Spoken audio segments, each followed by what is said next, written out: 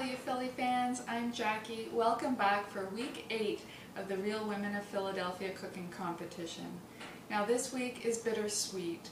Bitter because it's the final week of the competition and I have had such a great time creating new recipes, filming them, sharing them with you, and also sharing in the great camaraderie of the Philly community.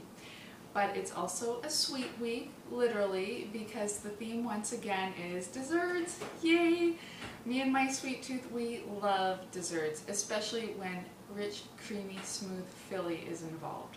I have a handful of recipes to share with you this week, and we're going to kick it off on a high note. I've taken 2 of my favorite recipes and merged them into one spectacular new dessert. We are making blueberry cheesecake souffles. Of course, who doesn't love cheesecake? And souffles, I've always loved them for the wow factor, for the impact they have, but also because they are surprisingly easy to make and they are super fast. Now, I don't have a ton of patience, not my strongest virtue, especially when it comes to desserts, and I get cravings for cheesecake, and I don't always want to make a big one, partly because I don't always have the people around to share it with, but also because when a craving hits, I don't want to wait the hours that are involved in the baking, the cooling, the setting before I can slice into it. Well, by using the souffle method and individual servings, we can have all the great flavor and texture of blueberry cheesecake in under an hour. So let's get started. We're going to make our sauce first. And here I have 1½ cups of frozen wild blueberries. If you've got fresh wild blueberries available, use them by all means. But this is one time where you do not want to use the big cultivated fresh blueberries available in the produce section of the grocery store.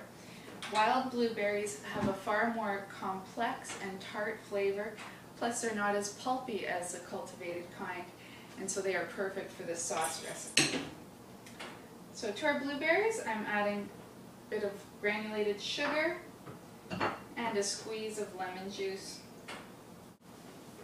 And I've got this over medium heat, and I'm going to let it come up to temperature. It'll thaw out the blueberries, no need to thaw them out ahead of time. They'll release their juices and then we'll thicken them up. Now, I know a lot of people think cheesecake and they think cherries, right? Cherry cheesecake, classic dessert. But for me and my family, it is blueberry cheesecake all the way. You know how some foods really trigger memories? Well, blueberries do that for me. I take one bite of blueberry anything and I am transported back to family vacations of my youth where we would go and spend a week at, I think it was my mom's cousin's cottage on a lake way up north near the little town of Spanish in northern Ontario. And one thing I remember so strongly from those vacations are the wild blueberries. They grew on the hill behind the cottage, but also I remember my grandma's brother Carmen, or maybe one of his kids, taking us out in a motorboat over to an island, and this island was one massive, mostly barren rock just rising out of the lake, and it was covered with low bush blueberries. And we would each take a bucket and we would each choose a patch of blueberries, and we'd sit close enough that we could talk and sing together, and we would just pick and pick and pick, and it never felt like work. It was always fun, and at the end of it we had these big buckets of blueberries that we could eat all week long. Okay, our blueberries have come to a simmer. They've released a lot of juice. It's very, very runny. I don't know if you could see how thin that is. So we're going to thicken it up with some cornstarch that I've dissolved in a bit of water. And we just stir that in and let it come back up to a boil. Okay. So that is our blueberry sauce. Oh, that's steaming. And it's nice and fairly thick, and it will continue to thicken up as it cools. And we're just going to set that aside. I'm going to leave it uncovered until our souffles are ready. Now for our souffles, I have buttered 4 ramekins, and I've coated the inside with sugar, and I tapped out the excess. And now what we're going to do is add a crust. Now for me, a blueberry cheesecake is not a blueberry cheesecake without a graham cracker crust. So I just have one cracker per ramekin and I'm just crushing it up with my fingers. We'll just set that aside. And now on to the souffle. I have here 2 egg whites at room temperature with a little pinch of salt. I'm going to beat these with my electric mixer until they're foamy, and then I will slowly add 4 teaspoons of granulated sugar, and I'll continue to beat until it's glossy and just holding medium firm peaks. And here I have 3/4 of a cup or 6 ounces of Philadelphia cream cheese. Just gonna beat that smooth. 1/4 cup of sugar. In goes a 1/4 cup of sour cream. Then 2 egg yolks, 1 at a time. 1/2 teaspoon of vanilla. Okay, beat that till it's smooth and almost billowy. And in goes the zest from 1 lemon. I've reserved some of the zest to use as a garnish on top of my cheesecake later. Just a pinch. And now we add our egg whites. We'll add 1/2 first to lighten the mixture. And we'll try and keep as much volume as we can while we fold in the egg whites. And the way we fold is we just scrape the spatula along the bottom of the bowl and lift and fold the batter in over itself. In go the rest of our egg whites.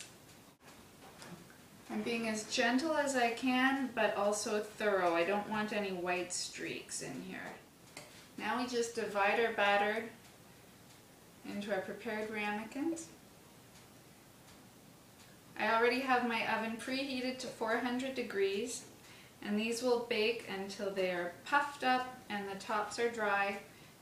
Should be about 16 minutes, give or take a few minutes on either side. And then just run your finger around, wipe any batter off around the rim, and in these go. See you in 16 minutes. So I've taken our souffles out of the oven. It took about 15 minutes in my oven today, and I'm letting them rest for 5 minutes. I've even set my kitchen timer so that I'm not tempted to dive in any sooner. Now often with souffles, I like to get them straight from the oven to the table right away so that my guests can see that dramatic poof. But these ones, these cheesecake souffles, will benefit from the rest. It's true that they will sink and deflate a bit, but that's fine. That 5-minute rest and cool down will allow the flavor and the texture to really develop, and we'll get that full blueberry cheesecake sensation that we love so much. And you know what? If they develop a bit of a crater in the center as they sink, well, that's no problem at all. That just makes a perfect little bowl to hold our blueberry sauce that we're putting on top. So trust me on this one. Our souffles have rested, and you can see they've fallen just a little bit. I've already garnished our plate with some lemon balm, strawberry blossoms, and fresh blueberries, and now all that's left to do is top our cheesecake souffle with a bit of blueberry sauce, our wild blueberry sauce. Now there's extra sauce, more than you'll need for the top. Just pass that at the table so people can help themselves to as much or as little as they like. And just a couple strands of lemon zest and a little dusting of powdered sugar.